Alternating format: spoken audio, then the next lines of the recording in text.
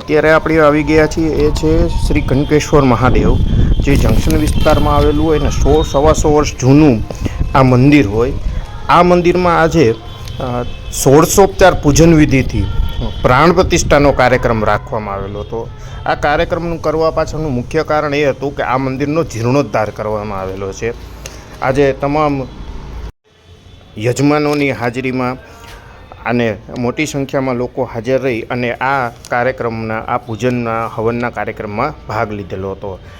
આ મંદિરમાં જે પૂર્વથી સેવા આપનાર સ્વશ્રી મોહનભાઈ ગરાજ, હાલમાં જનકભાઈ કોટક, નૈલેશભાઈ જોશી, રાજુભાઈ પાણેરી, સ્વશ્રી મોહનભાઈ ગરાજના સુપુત્ર ખોડીદાસભાઈ ગરાજ, મુકેશભાઈ જોશી, અશ્વિનભાઈ કુંકણા, પંકજભાઈ જોશી, વિનુભાઈ સચદે, નિર્મલભાઈ સોનારા.